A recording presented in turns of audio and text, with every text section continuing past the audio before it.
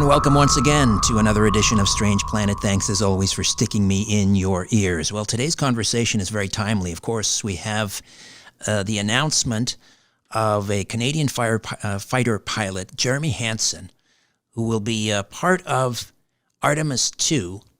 This is the second scheduled mission of NASA's Artemis program and the first scheduled crewed mission of NASA's Orion spacecraft, currently planned to be launched by the Space Launch System in November of 2024. That's right, we are going back to the moon. And that is the subject in part of today's discussion. It's a new documentary exploring the hundreds of UFO phenomenon sightings during the Apollo missions 1 through 11. And we are joined by Darcy Weir, documentary filmmaker, who is chosen to explore some of the most intriguing topics of discussion today, including UFOs, cryptids, Bitcoin. He's completed, I believe, over 16 feature-length documentaries, all of which are available on Tubi TV, Amazon Prime. His goal is to make the world of UFOs more accessible to the general public by shedding light on the subject. Other films include Secret Space UFOs Part 1, Secret Space UFOs, The Rise of the TR-3B, Volcanic UFO Mysteries, and Sasquatch Among Wildmen. Darcy, welcome back. How are you? I'm great. Thanks, Richard, for having me. My pleasure. The film also includes Mike Bara, a New York Times bestselling author, lecturer, and TV personality who began his writing career after spending more than 25 years as an engineering designer consultant for major aerospace companies, where he was a card-carrying member of the military-industrial complex. He's a self-described born-again conspiracy theorist, and his books include, of course, the bestsellers Dark Mission, The Secret History of NASA, co-authored by Richard C. Hoagland, Ancient Aliens on the Moon, Ancient Aliens on Mars 1 and 2, Ancient Aliens and Secret Societies, Ancient Aliens and JFK, and The Triangle, the truth behind the world's most enduring mystery. Mike Bara, welcome aboard. How are you? Yeah, hi. Hi, Richard. Too. Yes, thanks very much for having me. It's great to be here. I really appreciate it. So let's start off with you, Darcy. Just the sort of the quick backstory of how this film came about. We should also include, of course, such luminaries as filmmaker James Fox and UFO historian Richard Dolan appear in the film. So how did this all come together? Right. Well, I've been making this series called Secret Space UFOs for the past 3 years. And, this one is focusing primarily on everything after the X-15, the Gemini, and Mercury missions, which were, the bridge to the moon missions. They were the original testing missions in space around Earth, just to prove that we could do these things with astronauts in space before we sent them off to the moon. And Apollo 1 to 11, this documentary, we really wanted to encapsulate a lot of the technical achievements that these space missions, yielded, because they were a technological conquest for mankind and the United States, for sure. Their scientific / military cooperation. As you may know, the NASA space program is directly linked to the Navy and the Air Force. It's not just a civilian research group like many people do believe. They follow the same classification rules as the Air Force and the Navy. They follow a lot of the same sort of, let's say, testing parameters, and they have test pilots that come from the Navy and the Air Force at this time in history. 3 of them were from the Air Force, the rest were from the Navy. And so, we wanted to focus on the technical side of things and what was interesting about each mission from Apollo 1 to 11, but also the anomalies, the UFOs, the strange lunar objects that were spotted and commented on by the pilots of these missions. And those anomalies were described via voice communications. So we have audio from those missions. We also have transcripts from the flight recorder. It's kind of like a black box that you'd find on our typical commercial airplanes now. If the craft crashes or goes down, they're able to recover that and see the telemetry data and all the information that the computer was recording before it went down, plus the communication between the pilots and ground control, right? So we recovered that, and we show these strange conversations of these astronauts describing what they saw and what they're hearing, what they're experiencing out there in space. And then we have, of course, DAC motion picture footage. Most of this came from the, I think it's the TLI or the STI. From 10 and 11. Yeah. Yeah, from the Apollo actuals archive. And then the Apollo Lunar Surface Journal yielded plenty of photos, but as Mike Bara will explain to you, there was many different photos that were out there in circulation, not all of them the same, because some of these photos came from different repositories that weren't NASA's archive. They were actually photos that NASA gave out to universities and international scientific research groups like in Italy and Spain and UK and such. So pretty interesting that you have objects being seen on the moon and objects flying around space, and the pilots kind of being in awe of all these things they're seeing. It's a again, the documentary Secret Space UFOs, Apollo 1 and 11, and we'll tell you how you can screen it here in a moment. And even taking the UFOs and the anomalous structures and so forth out of the equation, it's a wonderful primer for anyone who wants to go and just familiarize themselves with the whole history of the Apollo mission, as you say, as we say, 1 through 11.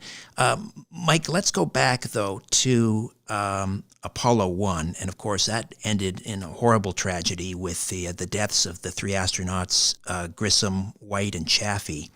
Mm-hmm. And there is this explosion, but there's an interesting segment in the film that talks about how astronaut Grissom was kind of warned because there was a lot of spillover from the previous the Gemini project into the Apollo project. And I think there was someone that was involved in Gemini who was keeping in touch with Grissom and saying there's something that's not quite right. Walter Schirra. Walter Schirra. Thank you, Darcy. Just kind of explain what he was talking to Grissom about, because Grissom kept referring to Apollo or as this mission as we're spam in a can, or we're canned spam or something. Can you just kind of explain what all that was about? Well, yeah, that's interesting, because that's actually that story about Grissom that you just mentioned with the spam in a can thing. That's actually from overheard at a barbecue in Florida, in Cocoa Beach, where he was saying, look, they've already got flying saucer technology. They've already been to the moon. They've already been to Mars. We're just spamming a can. We're just all this for show. We're going to get all the credit, but it's already been done, kind of a thing. So he was alluding to a secret space program there, which is really pretty interesting stuff. But he, he did things like Apollo 1. He was so unsatisfied with it as a machine, as a craft, that there was one picture of him with a lemon. He put a lemon sticker on the Apollo 1 capsule. And he was, complaining about all kinds of problems. And in fact, just moments before he dies, before the fire breaks out, he says, how the bleep are we going to get to the moon if we can't even talk between two buildings, right here in Florida? And so they were having all kinds of issues. You got to remember, the Mercury, Gemini, and Apollo capsules were all built by different companies. So there wasn't really a lot of lessons learned that got incorporated into the new space capsules. They were all from scratch, and they all started at the same time. At the same time, one company was designing Mercury, another company was designing the Apollo capsule and Gemini and so forth. So that was kind of an issue and a problem. And he basically was just arguing that this thing is a piece of junk and there's all these problems that have to be fixed. And he was complaining about it to certain people and engineers involved. And either of you, do you think did you uncover any evidence during the research for this film to suggest that there was some skullduggery involved with that horrible explosion in Apollo 1 that took the lives of these 3 astronauts, that it was intentional in order to shut up Grissom primarily? Well, I'm going to say I don't know that it was to shut up Grissom, but I did, there is information out there. There was a guy named Thomas Barron who worked at, I'm trying to remember the company, North American Aviation. And he was listing all of these problems and all of these single point failures where if this system goes, we're going to lose the whole spacecraft. Now, I've been involved in experiments where we tested NASA's theory of how the fire started, which is basically some very volatile coolant dripping on a frayed wire in the capsule. And it went up like you wouldn't believe, like 0 to 1500 degrees in about a second. And so that I think is pretty much is interesting. It did happen. But the interesting thing about it is this Thomas Barron guy, and he said he created a 500-page report, which he testified about in front of Congress, and he gave it to them before he left. And then, like within the next week, he and most of his family, almost his entire family, were killed at a railroad crossing by a train which came out of a NASA, I'm not kidding, a NASA train yard. Wow. And that 500-page report doesn't exist in a congressional record. It was never entered into the congressional record, and nobody knows where it is. So yeah, there's a lot of weird stuff that went on, but it might also have been that he was simply covering up the incompetence of North American and the incompetence of NASA with getting this space capsule designed. So that, it could have been a non-alien reason why they wanted to get rid of him, but they certainly wanted to shut him up. And the interesting thing is, I've covered this on other shows too, is that officially it was an accident, but the official report, when you get it, and I don't have a copy of it with me right now because I didn't know we were going to go here, it doesn't say accident report. It's an official police homicide report. Homicide report. Wow. Interesting. See, that's one of the amazing things about chatting with Mike Bara about all of these Apollo and space mysteries, because he's just so studied up on this. Some of that stuff I didn't know. But I will say to your question, Richard, what seems fishy about the Apollo 1 catastrophe is that really NASA, I think, practiced more of a PR exercise to cover up how that went down. In regards to their deaths, the official response from NASA is that they all died by asphyxiation. Saying, oh, the oxygen-rich environment of the capsule just like asphyxiated them. And I think it's kind of ridiculous, because you listen and watch the film and you can hear literally Gus Grissom burning alive and screaming, and saying, like, there's a fire, we need to get out of here, there's a very bad fire. Like, that does not sound like he's being asphyxiated. You probably wouldn't hear him say there's a fire and all that it would just be dead, right? Yeah. So, and Darcy, you can hear him screaming. That's correct. And I had never heard that before, so it was pretty shocking when I finally saw a cut of the documentary. Yeah, I was not familiar that audio actually existed, and that was right. difficult to listen also, to.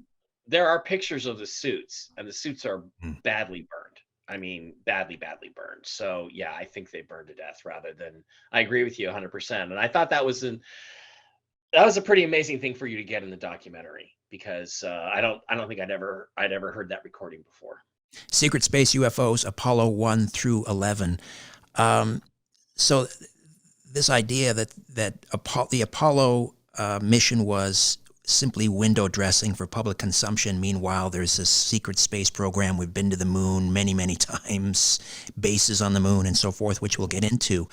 It's interesting because James Fox is filmmaker James Fox is a in the film, and he doesn't buy into this idea of a secret space program. Talk to me about your conversation Right. with James Fox about that. So James is more on the conservative side when it comes to theories of conspiracy in certain UFO. I mean, I've talked to another producer recently who's been looking at my body of work and said, oh, like, what I like about you is that each documentary that you make is like a different rabbit hole, right? In this overall research of ufology. And so I go down these rabbit holes and I take you with me, right? And then we come back out, hopefully some of us come back out and we go, whoa, what was that, right? James is very good at focusing on certain parts of ufology, and he's not really into the secret space program idea. He wanted to, like, I had heard through the grapevine that he had had a situation where he met up with Buzz Aldrin and, was kind of promised by Buzz previous to this meeting that Buzz was going to spill the beans about what exactly went down during Apollo 11, what these astronauts saw and what creeped them out when they were in the middle of cislunar space in between Earth and the moon, traveling to the moon, right? A lot of people have heard about this rumor of a UFO experience he had. And James was trying to get that interview for like 20 years plus. And his first sort of encounter with that story was actually through Mickey Rooney, because James started working on film sets in Hollywood, as a production assistant and other roles. He wasn't always this film director that's been making these amazing stories in documenting ufology, right? So he befriended two actors. I can't remember what the other guy's name is. I cut down the interview for the doc. Oh, you froze, Darcy. Oh, sorry. You're back. That's all right. You're back. All right. He has an amazing ability to tell stories. And so essentially he became friends with Mickey Rooney. Mickey Rooney said, well, I'm friends with Buzz Aldrin. You should speak to him because he's had some interesting encounters with UFOs, not just one, encounters. So he said, yeah, I'm making this documentary. I'd love to. Then he ended up working at this, or he was at a charity dinner, and he ran into Faye Ann Potter, who's actually the sister of Buzz Aldrin. And he mentioned, oh, I'm friends with Mickey Rooney. And Mickey Rooney said I should get in touch with your brother, that he had these encounters. Can you tell me a bit about it? And Buzz and Faye Ann Potter were very tight. I think Buzz loved her very much. And apparently he had an encounter when he was a test pilot where he chased a UFO prior to being a pilot in the Apollo space program. And she knew about that. So she also knew about his experience on the way to the moon. So James said, could you hook me up with this interview? James, if you see the documentary, he'll explain the rest and how it went down. But essentially, Buzz got cold feet. And we still don't know the truth about that. But the way that we document that situation, that scenario, is that Buzz was becoming vocal about this in the 90s. He covered this on many different shows. And then he changed his tune. People think that maybe somebody got to him And I think it's kind of proof that many astronauts have probably had experiences with UFOs and anomalies in space, which would make one lead to think that they're either in on the cover up, or there's something else going on that, does not allow them to speak about this. Darcy, we're going to take a quick time out. Back with more of my conversation with filmmaker Darcy Weir and best-selling author Michael Bara when we come back. Secret Space UFOs, Apollo 1 through 11. Stay with us. What would it feel like to reclaim your health, your vitality, to sleep deeply, to live fully, to address health at the root, at the cellular level, so that your body can detect damage where you have it? Imagine living younger, longer, having the energy to do what you want to do when you want to do it. Discomfort fading away. ASEA Redox Supplement harnesses the power of your body to heal itself, giving you the ability to power your potential. This is one of the most profound health, athletic, and anti-aging discoveries of our lifetime, and we need the world to know about it. If you want to learn more about ASEA, visit strangeplanet.teamasea.com. strangeplanet.teamasea.com, and be sure to text or call my colleague and friend Lynn at 443-254-6024, 443-254-6024 to order or for additional information.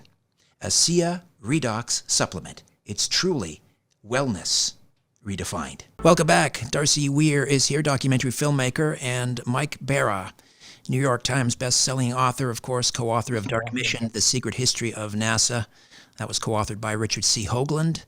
And we are talking about Secret Space UFOs, Apollo 1 and 1 through 11. Before we go any further, how do we screen this new documentary? It's readily available on Amazon Prime, iTunes, Apple TV, or Vimeo, to name a few, but it will be on more platforms streamable as the months go by. Yeah. All right. Mike, I wanted to ask you about prior to Apollo 1, there was a series of lunar orbiting missions, I believe starting around 1964, and a lot of interesting images that were captured during those missions. Talk to me about, there was a photo technician by the name of Carl Wolf, who is in the film and talks about how a lot of these unusual structures on the moon were covered up, and what did he see and what did he talk about? Well, Carl Wolf, his story is pretty interesting. It's about the most interesting story out there. And again, there's lots of people like this. There's a lady like named Donna Hare, who was in Johnson Space Center and saw satellite photos with UFOs on them. So he's not the only guy that's ever said this. But what Wolf said is that he went in to do a repair, I believe, on a computer system back in the early days in the 60s, and there were lunar orbiter photographs being processed and put together by the technicians there. And I think on one of the screens or on a light board or something, he actually saw a photograph from one of the lunar orbiter missions, which were used to do medium and high resolution mapping for landing sites for the Apollo missions that were coming up. And he actually saw an alien base on the far side of the moon. He said it was no question what it was. And he was talking to the guys there, and they were like, yeah, we found this and we found that, and here's what it is, and this is what we think it is. And the guy basically just spilled the beans to him, told him the whole thing.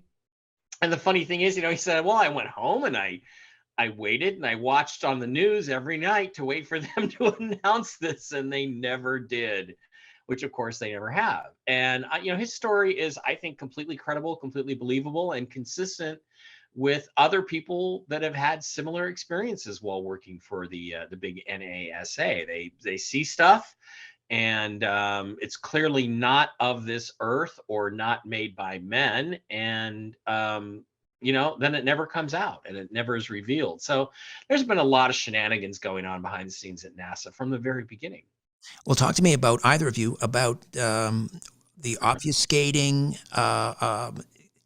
cropping, editing of photographs. In the case of the lunar orbiters, I think there's something they used kind of was it a mosaic technique to cover up what was seen, what would have been seen on the horizon of the moon, but it was obliterated. I think Well, it that was more just ink blotting, wasn't it? Ah, yeah, that's actually more common with the Apollo era stuff. But it's more common in the digital realm. What you have is that you have these original photographic prints which were made back in the 1960s, and a lot of them were just passed out as 8x10s at NASA contractors, at North American, at Grumman, at various companies that were working. And people took them home and stuck them in a photo album and stuck them under their stairs for 40 years. And then grandson, little Billy pulls them out and he's like, hey, Dad, there's pyramids on this, right?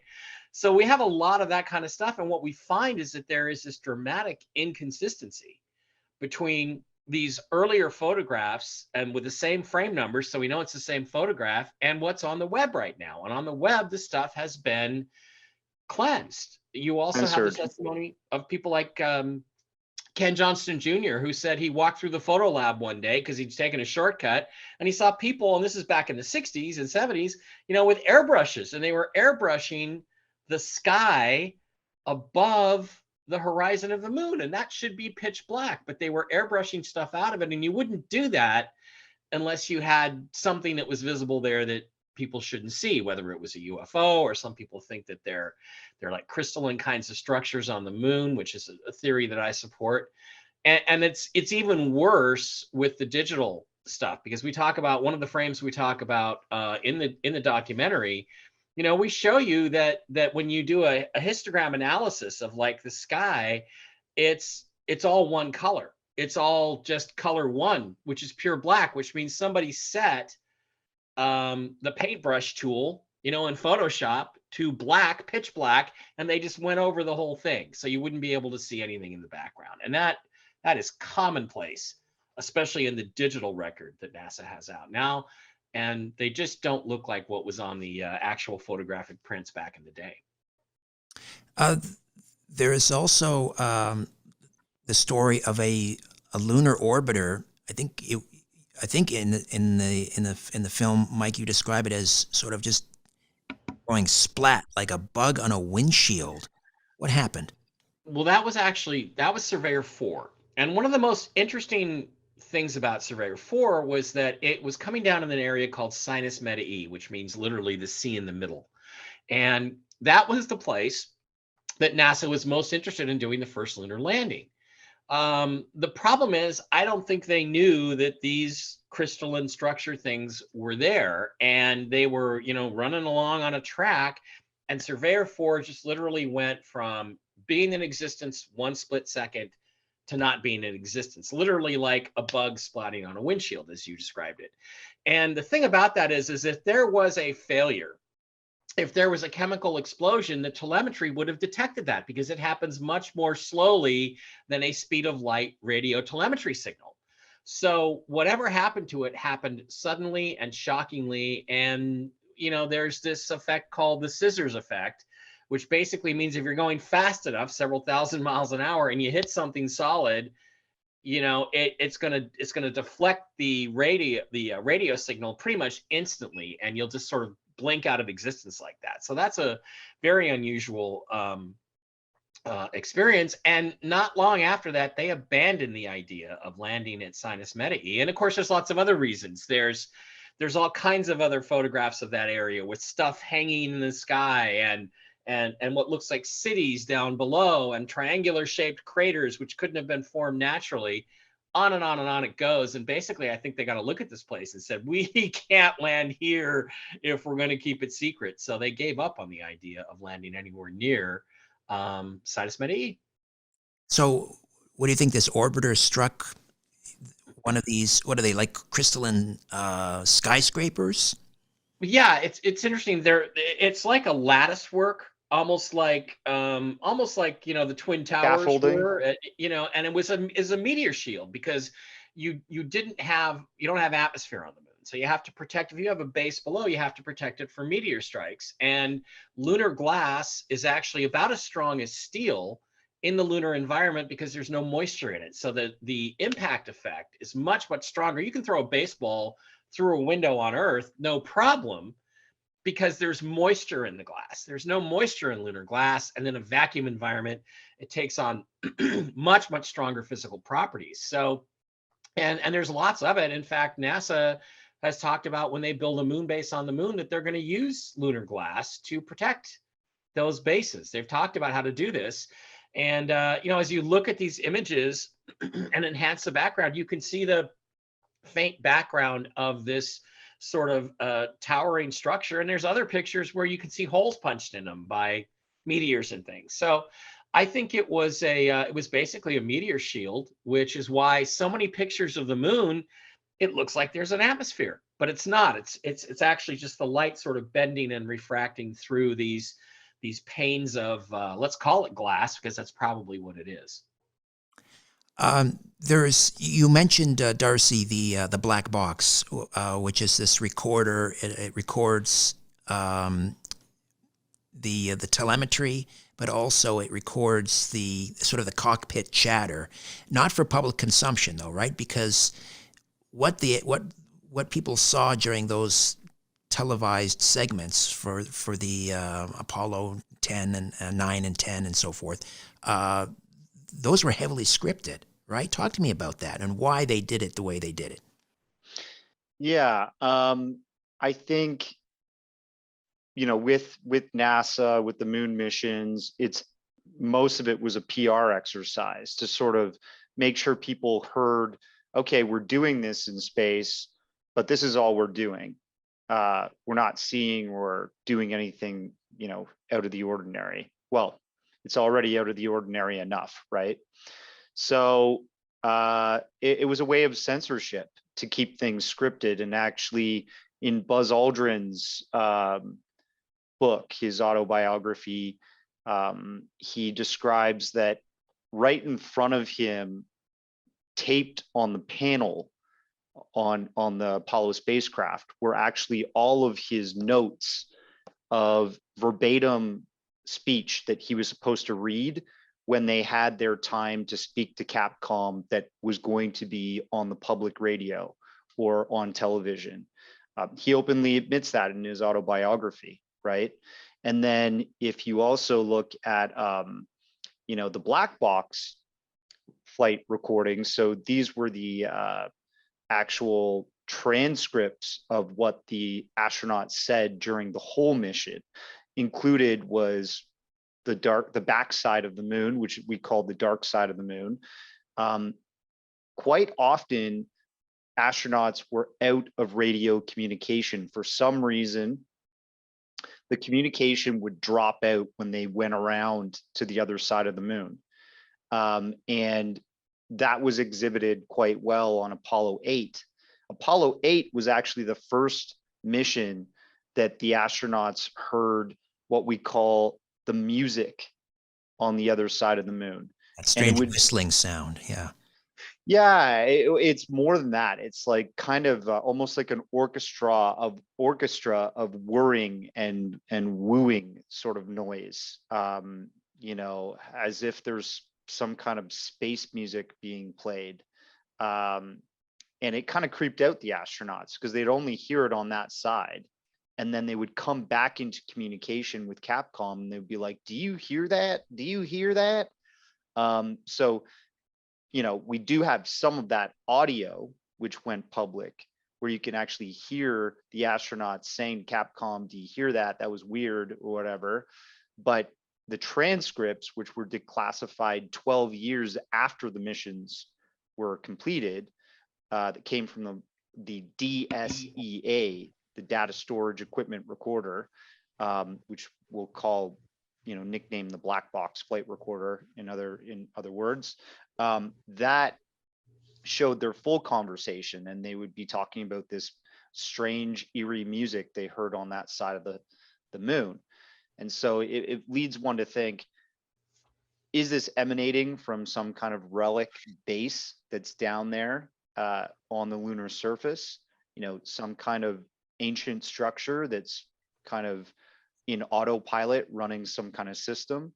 Or is it emanating from outside beyond the moon, and the moon acts as some kind of radio insulator or like sound insulator from Earth? I have no idea.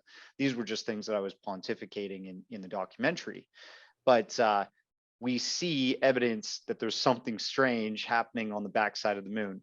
And I think the dark side of the moon is a really strange place. We never get to see it.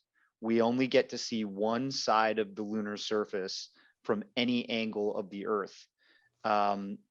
We don't really see as many structures although there have been some people that have recorded with even their own backyard astronomy kits, strange structures on this side of the moon that we can see. But a lot of stuff is on the dark side of the moon, it seems.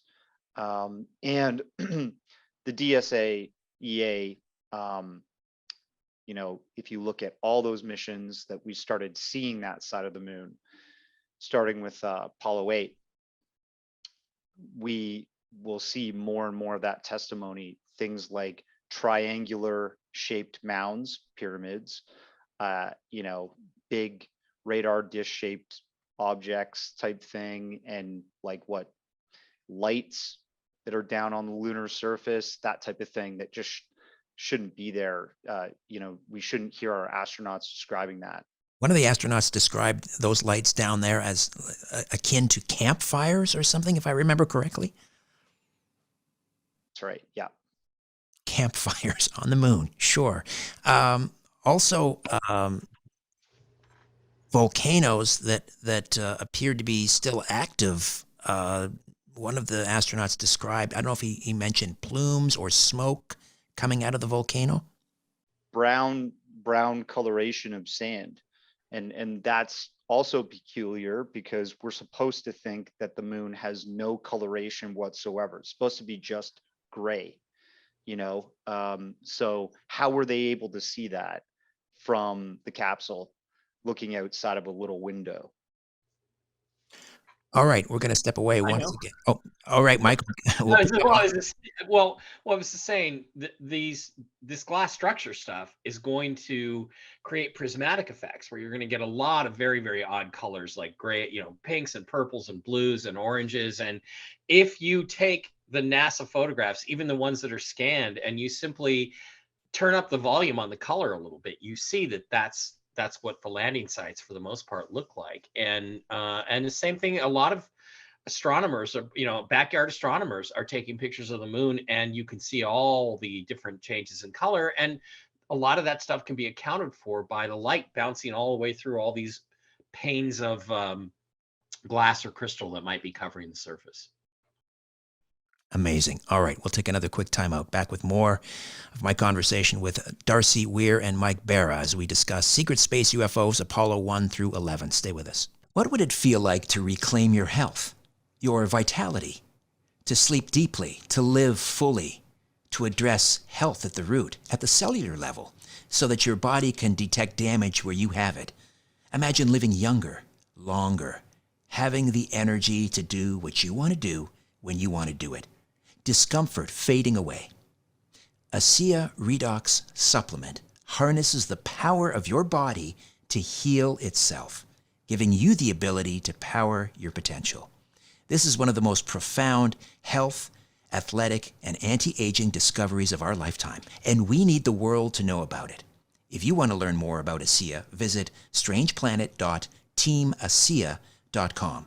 strangeplanet.teamasea.com.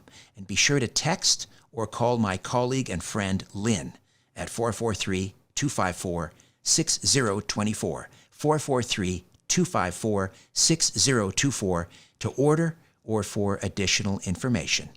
ASEA Redox Supplement. It's truly wellness redefined. Secret Space UFOs, Apollo 1 through 11. That's the new documentary from Darcy Weir, and Mike Bara is also here, New York Times bestselling author, co-author of Dark Mission, The Secret History of NASA, co-authored by Richard C. Hoagland, who, of course, is familiar to many or most of you. Let's see, where did I want to go next? Oh, Mike, talk to me about this series of images. AS1032, I think it starts at 4819. And first of all, what do we see in these images? And then we can get into what your co-author and colleague Richard C. Hoagland discovered about AS1032 4822. Yeah, that's pretty amazing stuff. These are images taken by Apollo 10 as it was flying around this Sinus Medii area again, and they took picture and picture and picture, and when Hoagland and the other researchers got a hold of the negatives, what they did basically is they simply enhanced the background. They brightened the background, and this was all done before computers. This was not done with computers. This was all done on light boards and using film and developer and all that stuff.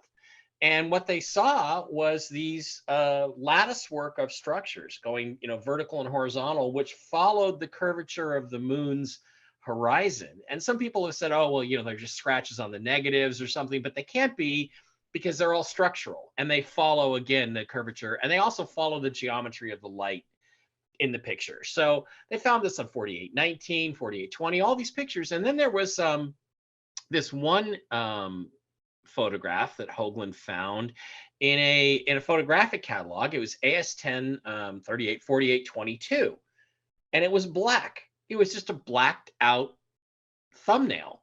And he said, and of course Hoagland then did the thing that I would never do, that most of us, he ordered the black photograph. And what he got was this image of Sinus Medii with the area they call Los Angeles below, which is this geometric pattern that looks exactly like a cityscape, like basically the size of the LA basin.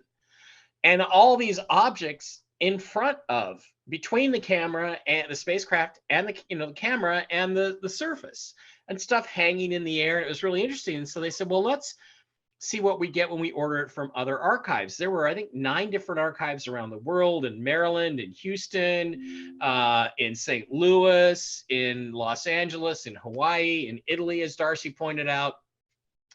And they got 9 photographs that were labeled 4822. And they realized when they got them that they were all different.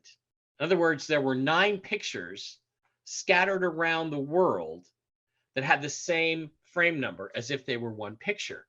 And as they begin to piece it together, they saw that some of the objects sort of like appeared to rotate as the light hit them.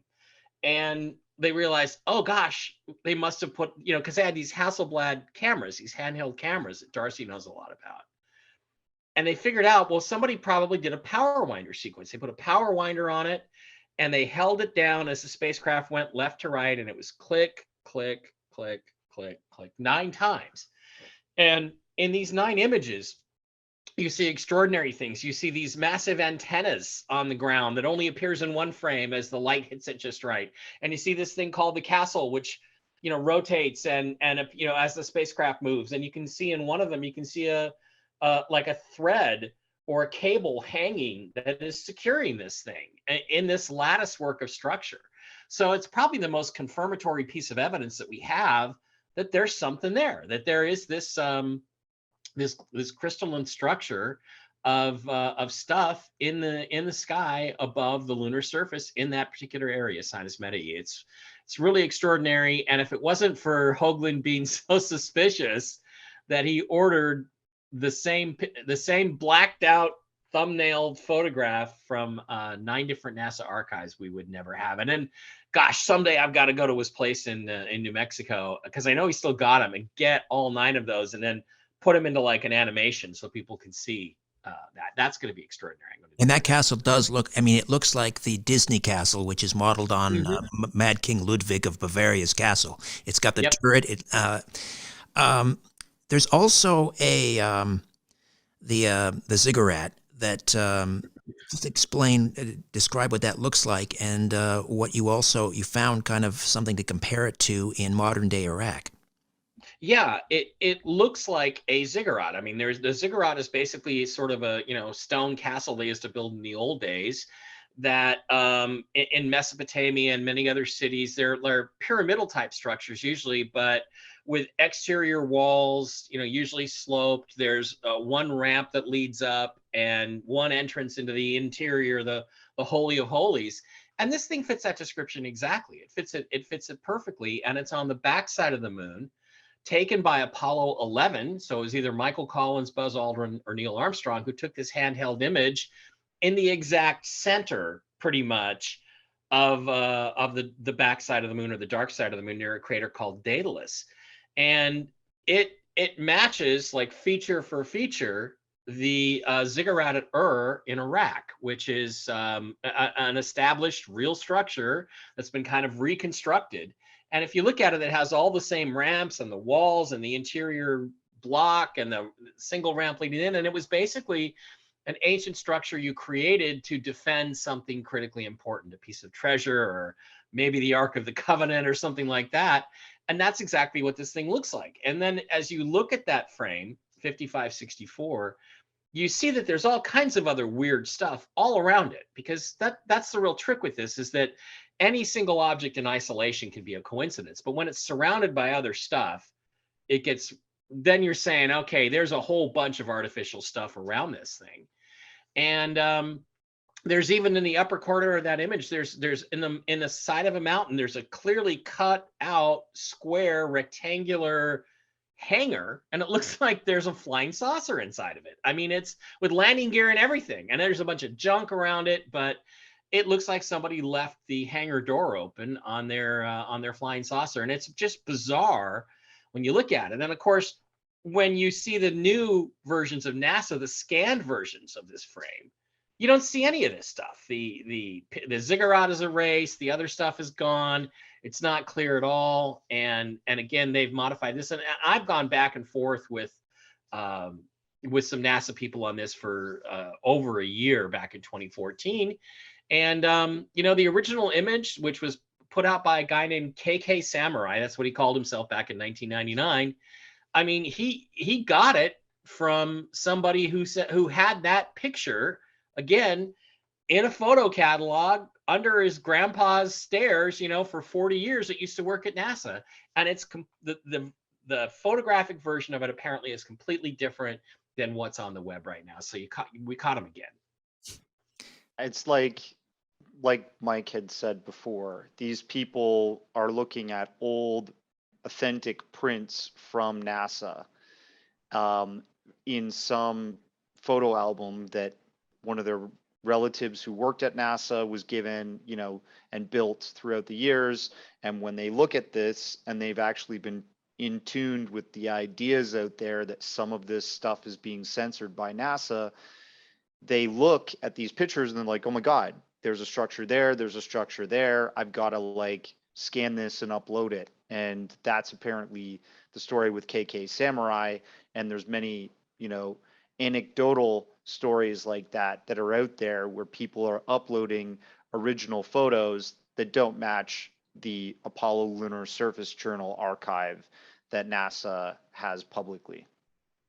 Darcy, there's an interview with Richard Dolan in the documentary, and one of the questions I guess that's put to him is, surely, we have a so-called functioning mainstream news media, and they would be all over this. They would have uncovered this by now. How does Dolan address that issue? Well, he just quite plainly says that the mainstream media doesn't want that story. They never have wanted that story, because they basically get their marching orders on sensitive issues like this from the intelligence agencies, like the CIA. They're not allowed to discuss this sort of stuff, and they're used to discussing, the bread and circus type stuff. They don't want to discuss things that are sensitive to our reality. And he said, he has a funny line that he said to me, which I didn't include in the doc, but he says, the intelligence or the government, they bake they bake the cake, they bake the story, they give it to the media sells it to the public, and the public eats it up. You know, that's kind of his description of how things like this go down. And I think we've seen it with ufology over and over again. You know, well, maybe this is the year of disclosure. I think it's going to be a version of disclosure, but it is still going to be, you know, um, an official we're not alone year, possibly. And we don't know what some of these objects are. Maybe some of these objects are our adversaries' inventory, because we are at the precipice of a World War III scenario, right? So it's going to be interesting to see how this unfolds, but you're going to see it unfold like that. The government bakes the cake or bakes the bread, the story. They deliver it to the news media. The news media sells it to the public, and the public eats it up. That's the way it's been, and that's the way it always will be. Final question: Artemis 2 in November, another manned mission, and this one to orbit the moon. I mean, obviously the technology in terms of capturing images is just light years ahead of what it was back in the late 1960s. What do you? I mean, what do you think they're going to do this time when they have images again on the dark side of the moon? Well, look at the images that they've already produced with the first Artemis mission that went. It was pathetic. It was the worst, laggiest webcam video you've ever seen. And in fact, some of the DAC motion picture footage in the documentaries that I'm putting out show better image quality of things that you can see from the moon, right? So I definitely question what they're beaming back or what they're putting public. But I also think that they have censorship protocols. They have ways of dealing with anomalies. And I have another documentary coming out May 2nd with 1091 Films that's covering all these different anomalies that happened since Skylab 3, the STS missions, and the ISS space station anomalies, right through to, you know, NASA announcing they have a UFO or UAP research group that they're establishing with 16 different individuals that are going to start looking at this phenomenon and trying to figure it out, right, publicly. So it's a very current look at things that's happening in more recent times. And you know, you'll see carried out constantly in this recent times video that was captured from STS missions and such, that whenever something shows up that we could describe as a UFO, NASA will do three different things. They will either cut the feed completely, switch to a different camera, change the camera direction. Sorry, four things. Change the camera direction, so start panning away if for some reason the object may appear in the other cameras, you know, that type of thing, if they tried to cut or change to a different camera. Or they'll literally obfuscate the video. They'll put digital noise on the video. All of a sudden you'll see like this snow type effect. And sometimes, you know, they've panned the camera into a solar flare coming from the sun, which will literally completely like saturate the light sensor of the camera and prevent you from seeing what's going on in space above Earth. And I think you see that exact same behavior being recorded during the recent private space missions carried out by SpaceX. They do the same thing with their cameras. They cut the feed, they change the direction of the camera, change to a different camera angle, all this same behavior. And I think they know that there's strange stuff up there too. Mike, any thoughts on what we might what we might see from Artemis? Yeah, not much. Again, anything to do with NASA, I think to me, NASA's like the FBI. It needs to be broken up at this point. There's no saving it. It's just a mess. And I had high hopes from our Lunar Reconnaissance Orbiter, LRO, but the problem is that anywhere that had been previously identified as being a place of interest, someplace we want to look for something, you get the LRO images and they're just whitewashed. They just overlay craters on top of everything, and it's obvious photoshopping, and they're not going to let you do that. Now, I don't think the landing sites of the Apollo missions are photoshopped. But clearly, the stuff that we've looked at that we thought was really unusual, and under even really good lighting conditions, it just doesn't show anything. So I don't hold out much hope that Artemis is going to be any different. And I really think I was going to say I thought that we might have some hope in some of the other private explorations, but I think they're also very controlled. And actually, the best sources of information lately have been the Chinese, which is shocking. But I think the Chinese, they're kind of at war with us, whether we want to admit it or not. And I think there's also a space war involved. And I think anything they can do to embarrass NASA, they're going to do. And I mean, you look at the European Space Agency, they took a bunch of pictures of the face on Mars, if you remember that, and it completely exploded NASA's narrative about what the face was, because it showed what it really looked like. And it was obvious at that point that all of NASA's images were faked or modified. And I think we got the same thing going on here. So I don't feel very optimistic about Artemis myself personally, but I'd like to be pleasantly surprised. Secret Space UFOs, Apollo 1 through 11. Darcy, once again, how do we screen it? Check it out on Amazon, iTunes, and Vimeo if you're an international watcher of this type of thing. Thanks for having us on, and people can check me out on YouTube. Occult Journeys is my channel. You can also check me out on Instagram, Darcy Weir Films, and Occult Journeys on Twitter. Fantastic. And Mike, how do we keep track of you and your work? Well, a whole bunch of ways. I'm on pretty much all the social medias except TikTok. I'm not on TikTok. I'm not doing that. But, Instagram, Facebook, you can find me. Just search my name. Twitter, I'm finally allowed back on Twitter. That's capital M, Mike Bara, capital M, capital B, Mike Bara 333 on Twitter. I'd appreciate a follow there. And they're letting me talk a little bit, so I'm good for that. And then mikebara.blogspot.com is probably the first thing that comes up when you Google me, along with a bunch of stuff attacking me, which is all BS. But mikebara.blogspot.com is how you keep track of what I'm doing on a daily basis. Great. Darcy, Mike, thank you so much for this. It's been a blast. Thank you. Appreciate it.